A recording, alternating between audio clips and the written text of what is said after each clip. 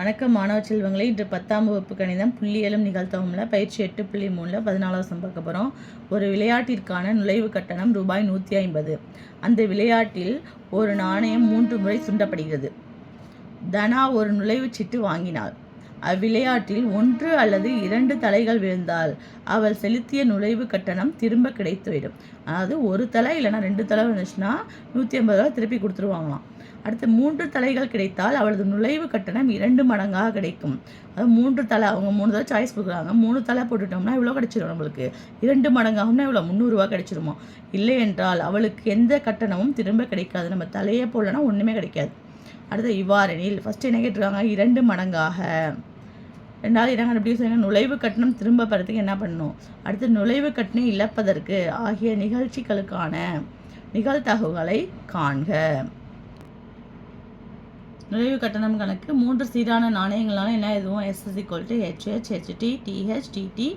அது திருப்பி அதே பார்த்து அப்படி எழுதிக்கிங்க. ஹெச்சை நல்லா கொஞ்சம் பெருசாக போட்டுங்க, டீயை கொஞ்சம் பெருசாக போட்டுங்க. நம்மளுக்கு அப்போ தான் ஈஸியாக புரியும். NF = 8. 3 சீரான நாணயங்கள்னாலே இது எழுதி NF = 8. ஒரு தலை அல்லது 2 தலைகள்னால் என்ன சொன்னாங்க, நுழைவு கட்டணம் கிடைத்துவிடும்.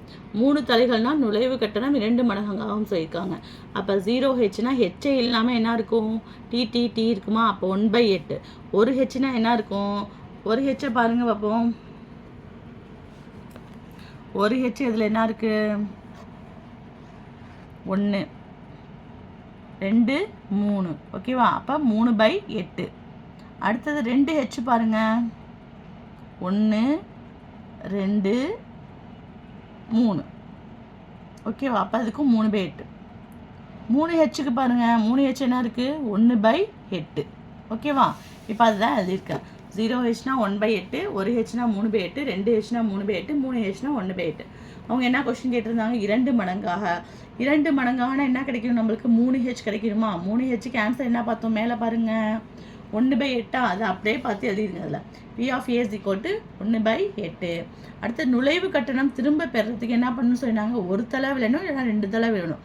ஒரு தலைக்கு நம்ம ஆன்சர் என்ன கண்டுபிடிச்சோம், மேலே பாருங்கள் ஒரு தலைக்கு 3/8, 2 தலைக்கு 3/8 ஞாபகம் வச்சுங்க. அப்படியே கீழே வாங்க பார்ப்போம்.